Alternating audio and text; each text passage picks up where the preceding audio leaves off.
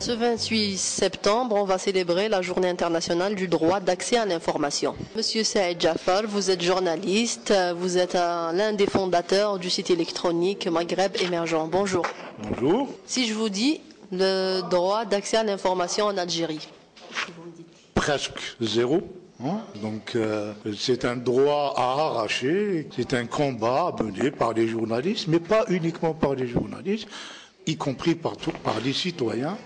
Parce que nous vivons dans le cadre d'un système opaque où des choses se décident en l'absence de transparence. Parce que quand on parle de l'information, ce n'est pas uniquement du journalisme, c'est l'accès citoyen à l'information. C'est-à-dire, dans un système normal, les citoyens doivent savoir comment l'argent public est utilisé, à quelle fin, comment il a été affecté, comment les contrats publics sont donnés à des opérateurs. Tous ces éléments font que l'accès à l'information est quelque chose de primordial et d'essentiel, et c'est réellement un élément constitutif de la citoyenneté. Si vous n'avez pas l'accès à l'information publique la plus ouverte possible, la plus sérieuse, c'est qu'on vous dénie le droit d'être des citoyens. Hamdi Bala, vous êtes journaliste au UFPost Algérie. Bonjour. Vous êtes journaliste, vous faites des couvertures, vous vous déplacez pour faire vos papiers, vos enquêtes et vos entretiens. Est-ce qu'il y a l'accès à l'information en Algérie? Écoutez, vous êtes journaliste et vous connaissez la réponse sans doute. Il n'y a pas d'accès à l'information en Algérie, ça c'est clair. Mais ce que je peux dire, c'est à quoi servent les départements d'information dans les ministères, dans les institutions publiques en général, les chargés de communication, etc. Moi, je peux te raconter des cas où des responsables de la communication d'un ministre ou du directeur tel ou tel, li met la belouche, le directeur تاعو ou le ministre تاعو واش راح يدير la journée avec. C'est le gars qui est censé informer à propos des activités de son responsable, de son ministre ou de son directeur. هو ما على بالوش. Le ministre ne l'informe pas. Pourquoi? Je ne sais pas, il faudra leur poser la question à eux. Mais ce sont des cas qui existent. Quand on travaille sur un reportage, sur une enquête, on trouve des responsables de la communication, ils n'ont pas l'information. Huma qui sont censés avoir l'information. De là à demander ça à des journalistes, je pense que la réponse est claire. Ah, ça fait partie des combats.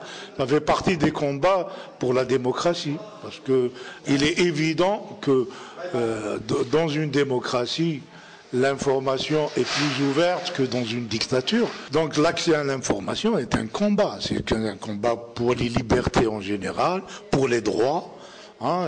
Il y a un slogan du FFS à l'époque qui parlait le droit d'avoir des droits. Et donc accéder à l'information, c'est avoir la possibilité d'être un citoyen et aussi un citoyen averti qui peut prendre des positions, qui peut voter, prendre des positions sur la base d'une connaissance des choses, pas sur la base de manipulation médiatique, etc. Et donc, il est clair que un régime fermé ne va pas nous donner l'accès à l'information. Il faut l'arracher, il faut se battre, et ça fait partie de tous les combats que mène... Une citation qui dit « Celui qui détient l'information détient le pouvoir ». Quel est votre commentaire par rapport à ça? En fait, celui qui détient le pouvoir veut éviter que l'information circule. Ça, c'est la règle. Et y compris dans une démocratie. Sauf que dans une démocratie, comme il y a des contre-pouvoirs, comme il y a des acteurs politiques autonomes, c'est ce qui fait que l'information circule. Mais dans un pays qui n'est pas démocratique, la rétention de l'information est la règle. Du coup, c'est dans ces pays-là où la rumeur supplante l'information. C'est comme le cas de l'Algérie. Là, on a plus de rumeurs que d'informations. C'est parce que, à force d'être fermé, le système génère un flux de rumeurs où il y a une grande part de manipulation, de faux, où le citoyen aussi n'arrive pas à démêler le faux du vrai. Hein, et donc, il est dans une situation précaire. Bonjour, Monsieur Abdelkarim Ghazali, vous êtes journaliste depuis les années 80. Oui, bonjour. Si vous pouvez nous parler du droit à l'information entre avant et aujourd'hui en Algérie. Beaucoup d'eau a coulé sous les ponts, c'est-à-dire depuis 80 à aujourd'hui. Il y a eu des périodes. Au début des années 80, c'est comme les années 70, le droit à l'information n'était pas reconnu. C'est normal, c'était l'État du parti unique, l'État tuteur, l'État qui décide de ce que l'Algérien doit savoir ou ne pas savoir.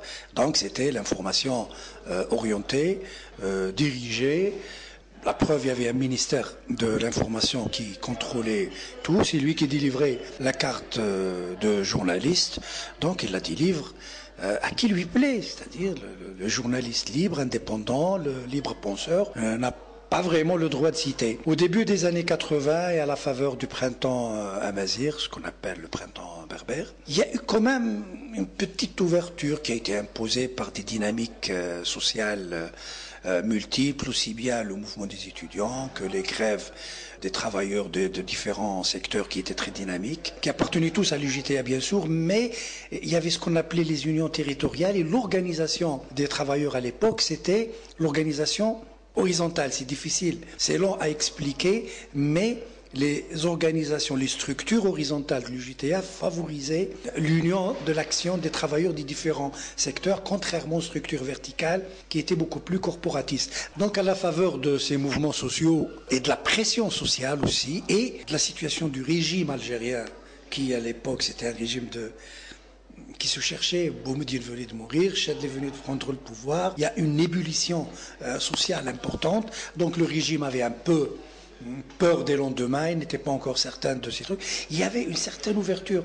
Par exemple, à la chaîne 3, il y avait un certain débat libre. Il y avait le journal hebdomadaire Algérie Actualité, qui était l'icône de la presse algérienne. Il y avait un temps de liberté assez intéressant, que ce soit dans les articles culturels, que ce soit dans les articles sur les questions sociales, et même parfois sur les questions politiques. Il y avait une certaine critique, mais bien sûr, avec des limites. Mais on ne pouvait pas encore parler du droit de l'information parce qu'on ne pouvait pas vraiment informer le citoyen comme il le faut sur ce qui se passe dans son pays et pouvoir toucher tous les secteurs d'activité économique, sociale, politique, culturelle. Donc, il fallait attendre l'après-octobre 88 et à la faveur de la nouvelle constitution de 89 qui a ouvert un peu les vannes, pour pouvoir parler vraiment du droit à l'information, mais c'est durant un intermède de 2 ans, 89, 90, 91, et puis c'était la guerre civile, c'était la situation, c'est quand le journaliste est devenu beaucoup plus un militant qui essaye de résister à ce rouleau compresseur de la violence qui ont porté des Algériens, souvent qui ne savaient même pas pourquoi ils ont été tués. On ne pouvait pas encore parler de l'information à ce moment-là, bien qu'on ait eu une période de ce qu'on appelle l'imprimature, c'est-à-dire que avant de publier un article sur l'action antiterroriste ou sur les massacres de terrorisme, il faudrait que le ministère de l'Intérieur donne son aval et accepte. Donc au niveau des imprimeries, il y avait une commission qui surveille les articles touchant aux questions sécuritaires. Donc, est-ce que avec ça on peut parler du droit à l'information? J'en doute. Il faut dire qu'à partir de ce moment-là, le droit acquis pendant cet intermède de 89 à 91 commence sérieusement à reculer jusqu'à ce jour où le droit à l'information, notamment sur les médias lourds, est vraiment compromis et très discuté. Non, je ne pense pas qu'il y a eu quelque chose de fondamentalement différent. Il y a un régime qui est le même. Hein. On est dans un régime autoritaire, fermé, où l'information n'est pas donnée. Vous savez, vous allez dans des systèmes démocratiques, vous pouvez aller accéder à un ministère, ils peuvent vous donner l'information. Parfois, ils ont des informations qu'ils peuvent vous donner, mais ils vous disent il ne faut pas me l'attribuer. C'est pas sans attribution. Donc, ils vous informent. Hein, voilà. C'est des pays ouverts parce qu'en fait, ils savent que leur système politique est organisé de telle manière que la marge d'information qui peut être cachée est petite. Alors que les systèmes fermés, toutes les informations deviennent sensibles. Et du coup, c'est la propagande qui l'emporte sur la volonté d'informer, d'édifier le public.